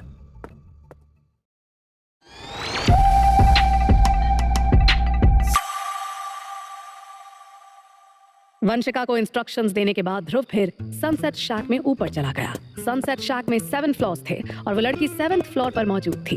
7th फ्लोर पर पहुंचते ही ध्रुव को फूलों की खुशबू और उस लड़की के बॉडी परफ्यूम की भीनी भीनी खुशबू आ रही थी। उस स्मेल को जज करते हुए ध्रुव ये बता सकता था कि ऊपर मौजूद लड़की बहुत ही ज्यादा खूबसूरत है। तुम मुझे ढूंढ रही थी? मिस्टर गिल, मैंने आपके बारे में बहुत सुना है। प्लीज बैठिए और चाय लीजिए। उस लड़की की आवाज बहते झरने के जैसी सॉफ्ट थी, जिसकी वजह से ध्रुव की सोल नर्म पड़ गई थी। और जब उसने अपना सिर नीचे करके चाय को देखा, तो उसने नोटिस किया कि उस लड़की ने उसकी फेवरेट ग्रीन टी उसे सर्व की है। इतना हिचकिचा क्यों रहे हैं? चिंता मत करिए, मैं आपको खा नहीं जाऊंगी। मेरे बारे में बहुत जानकारी है तुम्हें, तो बताओ मुझसे क्यों मिलना चाहती थी तुम? ज्यादा कोई खास बात नहीं है। मैं बस केवल ये जानना चाहती थी कि मिस्टर गिल कुछ हासिल करने में इंटरेस्टेड हैं या नहीं। कहीं तुम मेरे साथ सोने की बात तो नहीं कर रही हो? नहीं, तुम तो ऐसी नहीं लगती हो। क्या तुम ऐसी हो? बताओ मुझे, क्या बात है? मिस्टर गिल, आप जरूरी मजाक कर रहे हैं। चलिए मैं आपको कुछ दिखाती हूँ। उसे देखने के बाद आपको तुरंत ही पता चल जाएगा कि मैं क्यों आपको ढूंढ रही थी। इतना कहने के बाद उस लड़की ने एक फोटो निकालकर ध्रुव को पकड़ा दी। ध्रुव ने नोटिस किया कि ये फोटो हरमन गिल की है। जो फोटो उसने ध्रुव को दिखाई थी वो सर्वेलेंस कैमरा की फुटेज थी, जिसमें टाइम स्टैम्प भी था। ये फोटो ग्रेट पेनिनसुला में ली गई है। मिस्टर गिल, अब तो आप ये जान ही गए होंगे कि मैं आपको इन्फॉर्मेशन देने के लिए क्वालिफाइड हूँ, है ना? ध्रुव इस समय काफी सरप्राइज था। उसे समझ में नहीं आ रहा था कि हरमन गिल, उसके फादर, इस समय इस शहर में क्या कर रहे हैं। आफ्टर ऑल उन्होंने तो ध्रुव से कहा था कि वो ध्रुव के दादाजी से मिलने के लिए जा रहे हैं। कहीं ऐसा तो नहीं कि दादाजी ग्रेट पेनिनसुला में ही हैं? बताओ मुझे कि तुम कौन सी इन्फॉर्मेशन बेचना चाहती हो? क्योंकि ये हमारी पहली डील है, इसलिए मैं आपको फ्री में इन्फॉर्मेशन दूंगी। बदले में मैं उम्मीद करती हूँ कि आप मेरा नाम याद रखेंगे। वैसे तो सब यहाँ मुझे सनसेट शैक बुलाते हैं, लेकिन मेरा असली नाम मेहका बजाज है। इस देश में ऐसा और कोई भी नहीं है जो आपको वो सारी इंफॉर्मेशन ऑफर कर सकता है जितनी कि मैं कर सकती हूँ। लेकिन ऑफ कोर्स आप सनसेट शैक को अंडर एस्टिमेट मत करिएगा। भले ये छोटा है, लेकिन किसी की भी हमें हाथ तक लगाने की हिम्मत नहीं है। यहाँ तक कि अगर आज यहाँ पर तेजा नहीं भी आया होता, तब भी मैं गारंटी के साथ कह सकती हूँ कि पुनीत यहाँ पर किसी भी तरह की कोई मुसीबत खड़ी करने की हिम्मत भी नहीं कर पाता। मेहका बजाज की बात सुनकर ध्रुव हैरान था। उसने ये एक्सपेक्ट नहीं किया था कि सनसेट शैक की होस्टेस इतनी ज्यादा डोमिनेंट निकलेगी। अगर आपको कभी भी मेरी जरूरत हो तो आप बेझिझक किसी भी समय मेरे पास आ सकते हैं। मेरे घर पर आपका हमेशा ही स्वागत है। मेहका की बात सुनकर ध्रुव की बोलती बंद हो गई थी और वो एक सेकंड के लिए खामोश हो गया था। अगर सनसेट शैक इतना ही ज्यादा पावरफुल है तो फिर तुम मेरी मदद क्यों कर रही हो? शायद मैंने ऐसा इसलिए किया ताकि मेरी बोरिंग लाइफ में थोड़ा एक्साइटमेंट आ जाए। लेकिन अगर आपको ऐसा लगता है कि मुझे आपकी बॉडी में इंटरेस्ट है तो मुझे उसमें कोई प्रॉब्लम नहीं है। आफ्टर ऑल आप जैसे लोग हम लोगों की रेपुटेशन के बारे में बहुत ज्यादा परवाह नहीं करते हैं। इतना कहने के बाद मेहका ने अपने पैर उठाकर टेबल पर रख दिए। मेहका की बातें सुनकर और उसे ऐसे देखकर ध्रुव की भौहें सिकुड़ गईं। ध्रुव को ऐसा लग रहा था कि मेहका उतनी सिंपल है नहीं जितना कि ध्रुव उसे समझ रहा है। Thank you. ध्रुव फिर वहाँ से जाने के लिए मुड़ गया क्योंकि इस समय उसके पास और भी कई जरूरी मामले थे जिन्हें उसे अटेंड करना था। जब मेहका ने देखा कि ध्रुव वहाँ से जाने ही वाला था, तब उसने अपना हाथ आगे बढ़ाकर ध्रुव को वहाँ से जाने के लिए रोक दिया, लेकिन ध्रुव फिर भी रुका नहीं। ये वही पागल है ना जिसने पूरी की पूरी गेड़िया फैमिली का सफाया कर दिया था, कठौता एरिया में भी तूफान खड़ा कर दिया था और जेन टाउन के रूल्स बदल दिए थे। खैर छोड़ो, मुझे क्या, मैं अपनी छोटी बहन की मदद करने के लिए जितना कर सकती थी मैंने कर दिया। इतना कहने के बाद मेहका फिर आराम से ध्रुव को सीढ़ी से नीचे जाते हुए देख रही थी। इस तरफ बिल्डिंग से बाहर निकलने के बाद दरवाजे पर ध्रुव नोटिस करता है कि अनिका और बाकी सब पेशेंटली उसका इंतजार कर रहे थे। ध्रुव को आता हुआ देखकर अनिका के चेहरे के एक्सप्रेशंस सख्त हो गए। देखो मुझे एक्सप्लेन करने दो, मैंने कुछ भी नहीं किया है। मैं जानती हूँ तुमने कुछ भी नहीं करा है, सब कुछ उसने खुद ही कर लिया है ना? ध्रुव के समय बोलती बंद हो गई थी क्योंकि वो जानता था कि अनिका को कुछ भी समझा पाना बेकार है। अनिका, क्या सोच रही हो तुम? मेरे बॉस एक टॉप नॉच स्मार्ट आदमी है। तुम्हारे जैसी खूबसूरत लड़की के उनके सामने होते हुए वो किसी और लड़की के बारे में सोच भी कैसे सकते हैं? तुम बेकार में ही परेशान हो रही हो। लड़कियों को तारीफें सुनना अच्छा लगता है और अनिका भी तो लड़की ही है। ध्रुव ने एक गहरी सांस ली और तेजा की बात सुनकर उसे लगा कि तेजा का कटोका में आना शायद सही ही था। लेकिन इससे पहले कि ध्रुव राहत की सांस ले पाता, तेजा एक बार फिर से कुछ बोला। नहीं, वैसे ये सही नहीं है। मैंने सुना है कि सनसेट शैक की ओनर एक आम लड़की नहीं है, वो सभी खूबसूरत लड़कियों से भी कहीं ज्यादा खूबसूरत है। पता है सनसेट शैक के बाहर कितने हाई ऑफिशियल्स उसके पीछे पड़े हैं? काटोका में आज तक ऐसी कोई भी लड़की नहीं रही है जो काटोका के हाई ऑफिशियल्स के इतने ज्यादा डिमांड में रही हो। Damn it! ध्रुव ने अभी कुछ सेकंड पहले ही तेजा की तारीफ की थी, लेकिन अब उसका दिल कर रहा था कि वो तेजा को जान से मार डाले। और जैसा ध्रुव ने एक्सपेक्ट किया था, अनिका अचानक से पलटी और उसने ध्रुव को चुटकी काटी। उसकी वजह से ध्रुव को इतना दर्द हुआ कि वो दर्द के मारे कूद गया। वेल, अनिका बुरा मत मानना, मेरा ध्रुव के साथ ड्रिंकिंग सेशन है और तुम हमें रोक नहीं सकती हो। हाँ, मैं तुम्हें तृप्ति और शगुन के बिहाफ पर सबक सिखाऊंगी और हाँ, आभा के बिहाफ पर भी। ध्रुव ने भी फिर सरेंडर कर दिया और अनिका को उसकी खुशी के हिसाब से उसे चुटकी काटने दी। कुछ समय के बाद ध्रुव और तेजा फिर एक ड्रिंकिंग प्लेस पर पहुंच गए। ध्रुव और तेजा वहीं कटोका के वाइन स्टॉल्स में से एक स्टॉल पर बैठ गए और ड्रिंक के कुछ सिप्स लेने के बाद ध्रुव की भौहें सिकुड़ गई। क्या आपको इस तरह की वाइन की आदत नहीं है? देखिए, मैंने ऑलरेडी आपके लिए कुछ और प्रिपेयर करके रखा हुआ है, इसे ट्राई करके देखिए। ये मेरी फेवरेट है, कोई बहुत ज्यादा खास नहीं है, लेकिन फिर भी इसका टेस्ट बहुत अच्छा है। बाय द वे बॉस, काटोका आने के बाद मुझे महसूस हुआ है कि मैं काफी ज्यादा ग्रो हो गया हूँ। जरा देखो तो तुम कितना बदल गए हो। कम से कम अब तुम्हें एक अच्छा सिटीजन होने का दिखावा करने की जरूरत नहीं पड़ेगी। तेजा की दी हुई वाइन से कुछ सिप्स पीने के बाद ध्रुव को अब पहले से कहीं ज्यादा अच्छा लग रहा था।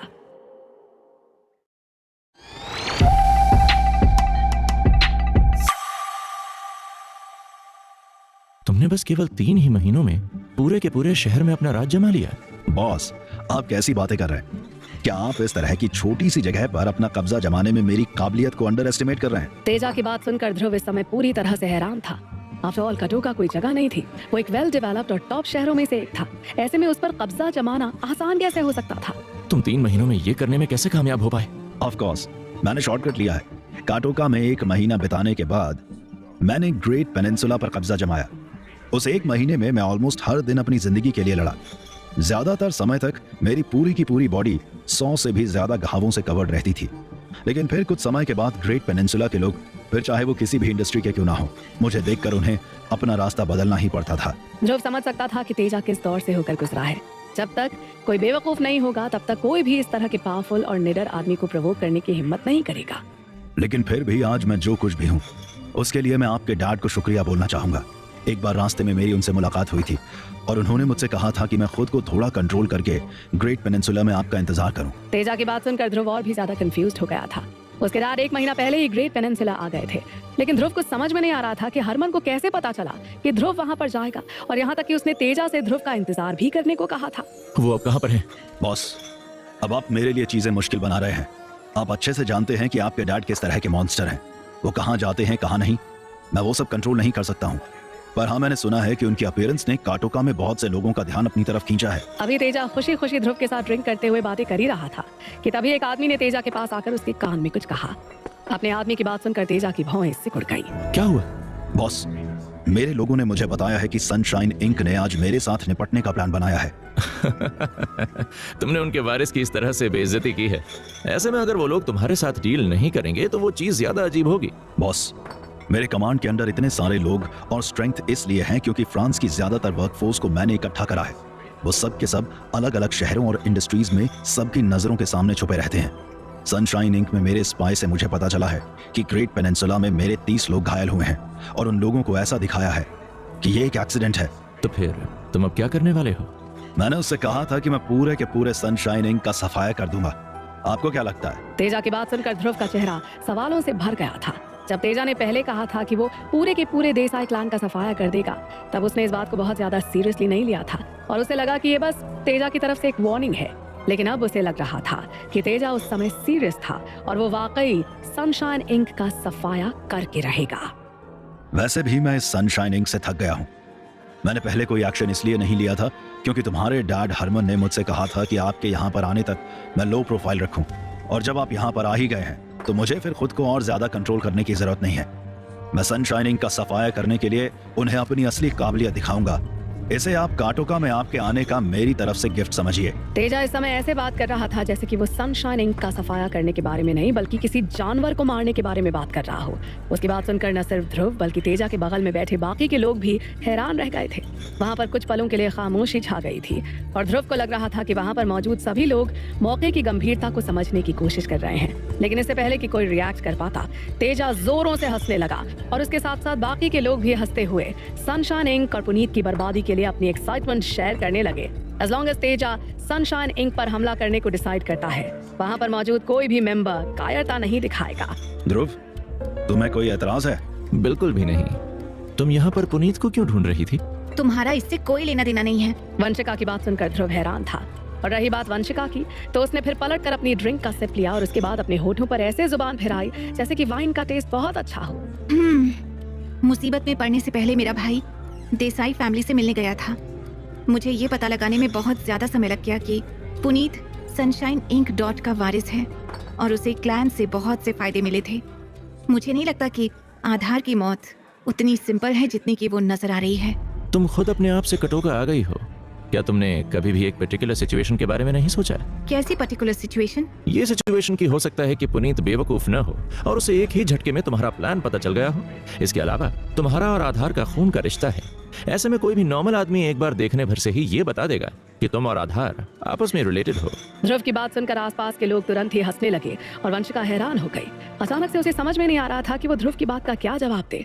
इसके अलावा जिस चीज का एहसास उसे अभी अभी हुआ था वो उससे भी शॉक्ड हो गई थी। कुछ समय तक इस चीज के बारे में सोचने के बाद वंशिका को भी लगा कि ध्रुव ने जो कुछ भी कहा है उसमें लॉजिक है और इसीलिए उसने ध्रुव को देखकर अपनी आंखें रोल कर दी। क्या लुक क्या दे रही हो? मैंने थोड़ी ना कोई बेवकूफी की है। अगर तुम नहीं होते तो किसी को भी मेरे लो IQ के बारे में पता नहीं चलता। वंशिका का लॉजिक सुनकर ध्रुव की बोलती बंद हो गई और कुछ समय तक और हंसने के बाद तेजा ने अपना मूव शुरू कर दिया। ध्रुव भी ये जानने के लिए क्यूरियस था कि इस समय कटोका में तेजा कितना ज्यादा स्ट्रांग हो गया है। हो सकता है कि आज रात उसे खुद अपनी आंखों से सब कुछ देखने को मिल जाए। और फिर आधे घंटे से भी कम समय में सटायर क्लब में एक बहुत ही रेयर और शानदार नजारा सबकी आंखों के सामने था। सटायर क्लब की रोड पर अनगिनत शानदार मर्सिडीज बेंज पार्क थी। देखने वालों ने तुरंत ही अपने अपने फोन्स बाहर निकाल लिए ताकि वो उस ड्रामेटिक नजारे की फोटो लेकर उन्हें अपने अपने सोशल मीडिया अकाउंट्स पर शेयर कर सकें। कार से निकलने वाले सबसे पहले आदमी थे पुनीत के डैड। जिन्होंने एक फॉर्मल नेवी ब्लू सूट और टाई पहनी हुई थी। देखने वालों के मुंह खुले के खुले रह गए थे और उन लोगों को एहसास हुआ कि वो लोग सनशाइन इंक के प्रेसिडेंट को देख रहे हैं। पुनीत भी अपने डैड के पीछे पीछे सटायर क्लब के अंदर चला गया। देखने वालों के चेहरे पर शॉक्ड लुक थी और उनकी बातें सुनकर पुनीत ने तुरंत ही अपने आदमियों को भीड़ को तितर बितर करने के लिए भेज दिया। वो लोग वहां पर तेजा से माफी मांगने आए थे, वो तेजा जो कटोका का था ही नहीं। ऐसे में अगर किसी ने उनके एक्शंस का वीडियो बनाकर उसे ऑनलाइन पोस्ट कर दिया तो फिर वो लोग पब्लिक का सामना कैसे कर पाएंगे।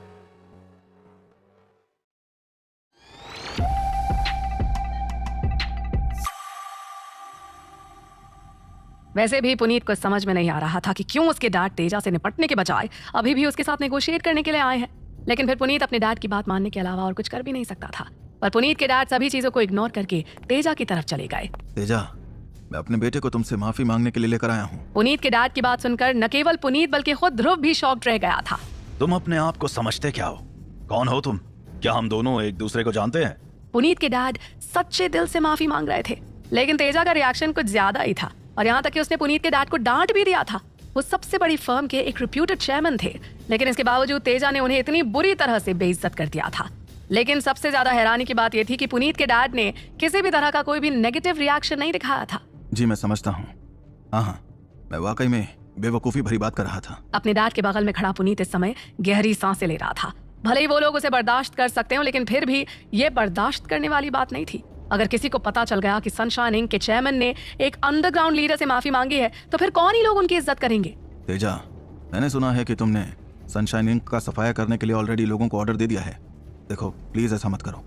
सनशाइन इंक बस एक छोटा सा फैमिली बिजनेस है। मैं तुम्हारे सामने भीख मांगता हूँ कि तुम हम पर दया दिखाओ। हम तुम्हारी शर्तों को डिस्कस करके चीजों को तुम्हारे अकॉर्डिंग कर सकते हैं। तेजा का कोई भी आदमी वहां से गया नहीं था, लेकिन कटोका के अंदर ऑलरेडी एक बड़ा तूफान उठ रहा था। बहुत सी कंपनीज ने ऑलरेडी सनशाइन इंक के साथ अपने रिश्तों को तोड़ना शुरू कर दिया था। खासतौर पर वो कंपनीज जो अंडरग्राउंड की दुनिया से रिलेटेड थी, उन्होंने सनशाइन इंक से अपने सभी रिश्ते तोड़ दिए थे। क्योंकि पुनीत के डैड सनशाइन इंक के चेयरमैन थे, इसलिए जाहिर सी बात है कि उन्हें मामले की गंभीरता समझ में आ रही थी। पर भले ही पुनीत के डैड इस बात को समझ रहे थे, लेकिन पुनीत को अब तक ये बात समझ में नहीं आई थी। वो इस समय गुस्से में आग बबूला हो रहा था और अगले ही पल अपने हाथ में ब्लेड लिए वो सीधे तेजा की तरफ अटैक करने के लिए उसकी तरफ बढ़ा। तुम बस एक मामूली से गुंडे हो, तुम्हें यहाँ पर घमंड दिखाने की जरूरत नहीं है। एक ही झटके में पुनीत के अंदर एक जानलेवा गुस्सा फूट गया था, लेकिन उसी पल तेजा के सभी आदमी भी एक साथ खड़े हो गए और पुनीत को देखकर उन सभी की आंखों में खून सवार था। वहां पर माहौल इतना ज्यादा गर्म हो गया था कि देखने वाले भी घबरा गए थे। चीजें जिस तरह से अचानक से पलटी थी, उन्हें देखकर पुनीत के डैड भी घबरा गए थे और उनकी बॉडी कमजोर पड़ गई थी। और फिर जब उन्होंने पलटकर पुनीत की तरफ देखा तो उन्होंने नोटिस किया कि पुनीत को तेजा के आदमियों ने कंट्रोल में कर लिया है। डैम इट, तुमने ये क्यों किया? पुनीत और भी कहीं ज्यादा शॉक था। उसने ये एक्सपेक्ट नहीं किया था कि वो तेजा के करीब तक नहीं पहुंच पाएगा। तेजा प्लीज, पुनीत ने ये सब कुछ जानबूझकर नहीं करा है। उसके बदले मैं माफी मांगता हूँ। प्लीज हमें जाने दो, हम पर दया करो। मैं वादा करता हूँ कि सनशाइन इंक तुम्हारे लिए कुछ भी करने को तैयार है। प्लीज मेरे बेटे को जाने दो, वो अभी भी छोटा और इमेच्योर है। मैं तुम्हारी हर मांग पूरी करने के लिए तैयार हूँ। मेरे सामने भीख मांगना बेकार है। भीख मांगनी है तो इससे मांगो। तेजा ने ध्रुव की तरफ इशारा करते हुए कहा और तेजा की बात सुनकर पुनीत के डैड ने तुरंत ही ध्रुव की तरफ देखा और अगले ही पल वो ध्रुव के पैर पकड़ते हुए अपने घुटनों पर बैठ गया। प्लीज हम पर दया करो, पुनीत अभी नादान है, उसे कुछ भी नहीं पता है, हमें माफ कर दो। और फिर उसने अनिका और वंशिका की तरफ देखा। भले ध्रुव के चेहरे पर इस समय कोई भी एक्सप्रेशंस नहीं थे, लेकिन वंशिका जो ध्रुव के बगल में खड़ी थी, उसे देखकर ऐसा लग रहा था जैसे उसे पुनीत के डैड पर दया आ गई है। और उसी का नतीजा था कि उसने फिर हल्के से ध्रुव की बाह पकड़कर खींची, जैसे कि वो ध्रुव से रिक्वेस्ट कर रही हो। मैं इस बारे में सोच सकता हूँ, लेकिन तुम्हें मेरे सवाल का जवाब देना होगा। अगर तुमने झूठ बोला तो मैं इस बात का खास ध्यान रखूंगा कि तुम्हारी अपने बेटे से मुलाकात सीधे नर्क में हो। मैं जरूर ऐसा करूंगा मिस्टर गिल। मुझे जो कुछ भी पता होगा मैं आपको वो सब कुछ सच सच बता दूंगा। पूछो इससे। क्या मेरा भाई आधार कभी भी सनशाइन इंक डॉट गया था? आधार? मुझे उसके बारे में ज्यादा कुछ नहीं पता है। वैसे मैं भी चेयरमैन हूँ, इसलिए मुझे किसी के भी नाम याद रखने की जरूरत नहीं है। लेकिन मुझे लगता नहीं है कि मेरी कभी भी इस नाम वाले किसी आदमी से मुलाकात हुई है। वंशिका ने फिर तुरंत ही अपनी पॉकेट से फोन बाहर निकालकर पुनीत के डैड को आधार की फोटो दिखाई। इसे ध्यान से देखो। अगर अब तुमने ये कहा कि तुम इसे नहीं जानते हो तो फिर ध्रुव तुम्हें जाने नहीं देगा। लेकिन आधार की फोटो देखने के बाद भी पुनीत के डैड को याद नहीं आ रहा था कि वो कभी आधार से मिले भी थे या नहीं। क्या तुम इसे जानते हो? जाहिर सी बात है कि पुनीत उसे जानता था। जब आधार का टोका आया था तब पुनीत ने ही उसे रिसीव किया था। मैं इसे जानता हूँ, ये हमारे घर आया था। पुनीत की फिर और कुछ भी कहने की हिम्मत नहीं हुई। फिर पुनीत कुछ और कहने के लिए अपना मुंह खोलने ही वाला था कि अचानक वहां पर आई एक तेज बैंग की आवाज ने सबको चौंका दिया। वो चौंका देने वाली आवाज प्योर पैराडाइज से आई थी, एक ऐसी एस्टैब्लिशमेंट जो सनसेट शैक के सामने मौजूद थी। वो बिना किसी शक के गोली के चलने की आवाज थी। तेजा तुरंत ही रिएक्ट करते हुए अपने पैरों पर खड़ा हो गया, लेकिन उसके बावजूद पुनीत के सिर पर ऑलरेडी गोली लग चुकी थी। अपनी भौएं से कोड़ते हुए तेजा ने तुरंत ही टेबल पर हाथ मारा और उसके ऐसा करते ही तुरंत ही उसके आदमी होश में आकर अपनी जगह से उठ खड़े हुए और सीधा प्योर पैराडाइज की तरफ बढ़ने लगे। 1 मिनट से भी कम टाइम के अंदर पूरी की पूरी टीम प्योर पैराडाइज बिल्डिंग को चारों तरफ से घेर कर खड़ी हो गई। पुनीत मेरे बेटे, तुम मर नहीं सकते हो, प्लीज मत मरो, हिम्मत रखो, मैं अभी एम्बुलेंस बुलाकर तुम्हें बेस्ट हॉस्पिटल लेकर चलता हूँ। प्लीज पुनीत, मेरा साथ मत छोड़ो। लेकिन ये तो पुनीत के डैड भी जानते थे कि ऐसा करना पूरी तरह से बेकार होगा। आफ्टर ऑल उन्होंने खुद देखा था कि पुनीत के सीधा सिर पर गोली लगी है और इसीलिए अब दुनिया का अच्छे से अच्छा डॉक्टर भी पुनीत को बचा नहीं सकता था।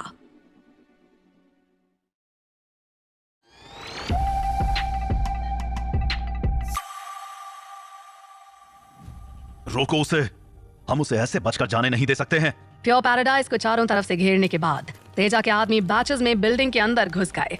ध्रुव अपनी जगह पर हैरान खड़ा हुआ था। उसने एक्सपेक्ट नहीं किया था कि पुनीत का इस तरह से खून हो जाएगा। जैसी उस शूटर की एक्सपर्टीज थी, उस हिसाब से ऐसा लग रहा था कि वो शॉट बहुत ही बारीकी से एग्जीक्यूट किया गया है। ध्रुव और तेजा के पुनीत के इतने करीब होने के बावजूद वो शूटर का शॉट अनअफेक्टेड था। क्या वाकई में ऐसा कोई राज था जो पुनीत जानता था? ध्रुव ने मन ही मन सोचा। दूसरी तरफ 10 मिनट के बाद तेजा के आदमी खाली हाथ उसके पास लौटे। वो लोग उस शूटर को ढूंढ नहीं पाए थे। उन लोगों ने बिल्डिंग की सभी एग्जिट्स सील कर दी थी और बिल्डिंग का कोना कोना छान मारा था, पर उसके बावजूद वो शूटर उन्हें कहीं पर भी नहीं मिला था। ये देखकर फिर तेजा ने खुद ही उस शूटर को ढूंढने की ठान ली और गुस्से में आग बबूला होता हुआ वो सीधा प्योर पैराडाइज की डायरेक्शन की तरफ चला गया। गन शॉट की आवाज आते ही पूरा का पूरा सटायर क्लब सन्नाटे में डूब गया था और वहां से होकर गुजरने वाले लोग जितना जल्दी हो सके उतना जल्दी उस जगह से दूर जाने लगे। ये हो क्या रहा है? मुझे भी नहीं पता। लगता है कि हमारे ठिकानों के बारे में किसी को पता चल गया है। तुम यहीं पर रहना और यहाँ से कहीं भी जाना मत। एक सेफ जगह ढूंढकर वहाँ पर रुको। और तुम? मुझे किसी से मिलना है।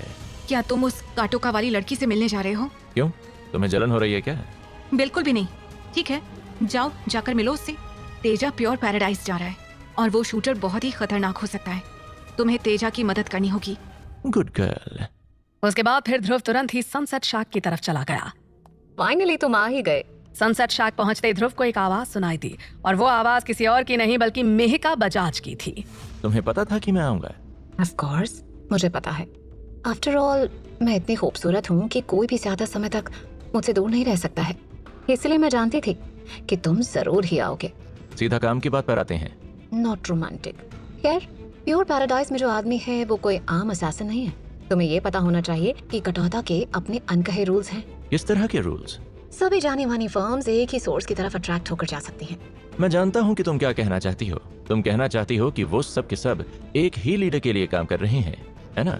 वेल, मैं सीधी भाषा में समझाती हूँ। कटौका में अगर कोई क्लैन लीडर की बात मानने से मना कर देता है तब उसकी कीमत उसकी फैमिली को भुगतनी पड़ती है। जो मुसीबतें आती हैं वो तेजा को नाराज करने से कहीं ज्यादा बदतर हैं। अब पुनीत के डैड को ही देख लो। सनशाइन इंक के चेयरमैन के तौर पर पब्लिक में उनकी बहुत इज्जत है, लेकिन वो अच्छे से जानते हैं कि उनके बेटे को किसने मारा है, लेकिन वो चाहकर भी इसके बारे में कुछ भी कहने की हिम्मत नहीं कर सकते हैं। और एक बार कल सुबह की न्यूज जरूर देखना। मैं शर्त लगाकर कह सकती हूँ कि हेडलाइन यही कहेगी कि स्टार क्लब में कटोका के बाहर के किसी आदमी ने कटोका के आदमी को जान से मार डाला। तुम्हें पता होना चाहिए कि इसकी सजा कितनी भयानक होगी। मेहका की बात सुनकर ध्रुव की भौहें सिकुड़ गईं और उसे समझ में नहीं आ रहा था कि वो कैसे रिएक्ट करे। तो फिर पुनीत को किसने जान से मारा है? मैं उसका नाम नहीं लूंगी, तुम खुद ही गेस कर लो, या फिर तुम मुझे तुम्हें और भी ज्यादा अच्छे से जानने दो। हो सकता है कि फिर उसके बाद मैं इतनी खुश हो जाऊं कि मैं तुम्हें सब कुछ बता दूं।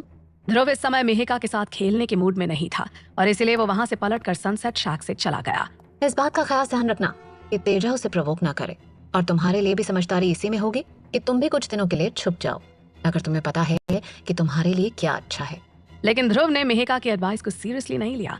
ध्रुव का मानना था कि मेहका ने ऐसा इसलिए कहा है क्योंकि वो तेजा के बारे में ज्यादा कुछ जानती नहीं है। नीचे उतरने के बाद ध्रुव फिर सीधा प्योर पैराडाइज चला गया। उस समय तेजा के आदमियों ने प्योर पैराडाइज को घेर कर नहीं रखा था। तुम लोगों ने उसे पकड़ लिया? नहीं, लेकिन हम जल्द ही उसे पकड़ लेंगे। कुछ समय पहले एक काले रंग की परछाई पूरे पैराडाइज की बिल्डिंग से निकल कर गई है और तेजा उसके पीछे गया है। किस डायरेक्शन में? पुष्कर ने फिर तुरंत ही एक डायरेक्शन की तरफ अपनी उंगली पॉइंट कर दी।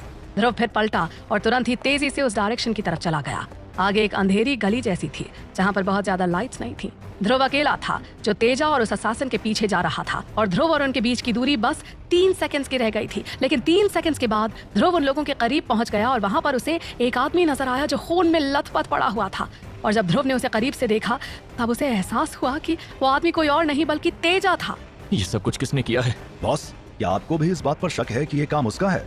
उस गन शॉट के बाद जैसे ही ध्रुव ने ऊपर प्योर पैराडाइज की तरफ देखा, उसके दिमाग में केवल एक ही ऐसा आदमी आया जिसके पास इतनी स्किल है कि वो इस तरह का शॉट मार सके। ये काम जरूर ही जसविंदर का हो सकता है और उसके अलावा ध्रुव को किसी और का नाम सूझ नहीं रहा था।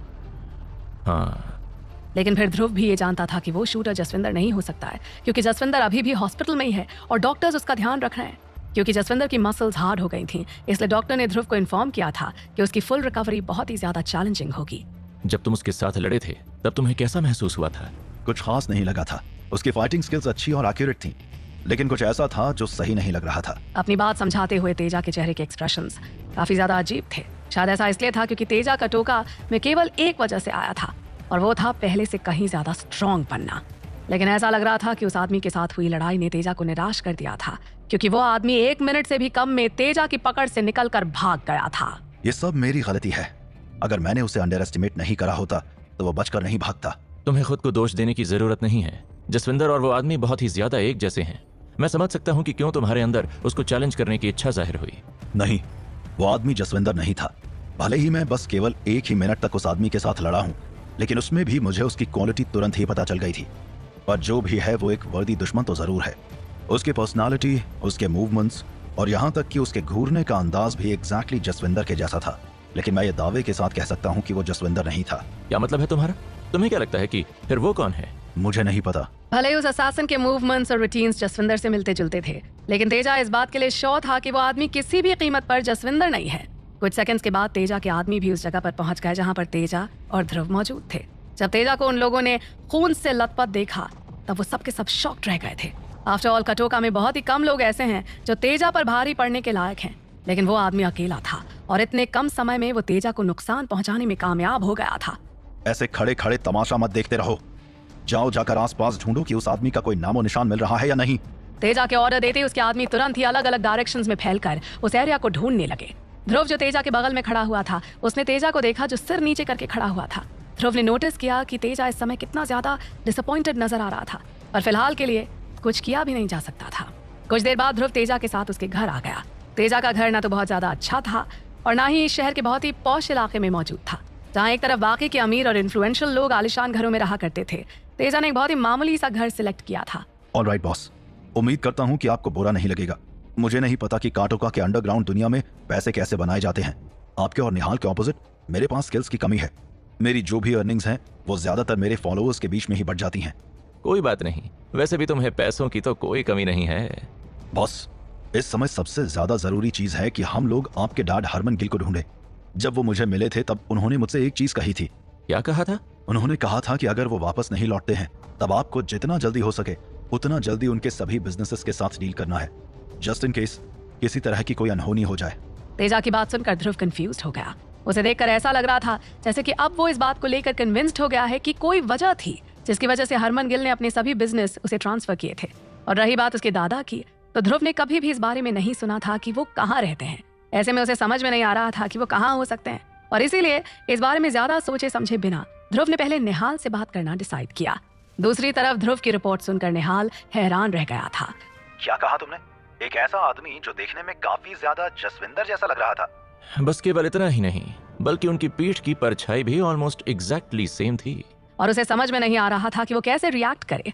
ध्रुव की बात सुनकर निहाल और भी ज्यादा कंफ्यूज्ड हो गया और उसने हड़बड़ाहट में फोन रख दिया। और फिर कुछ समय तक इन्वेस्टिगेट करने के बाद उसने वापस से ध्रुव को फोन लगाया, एक बहुत ही शॉकिंग न्यूज देने के लिए। ध्रुव, मैं तुम्हें एक चीज के बारे में रिपोर्ट करना भूल गया। क्या बात है? इतने घबराए हुए क्यों लग रहे हो?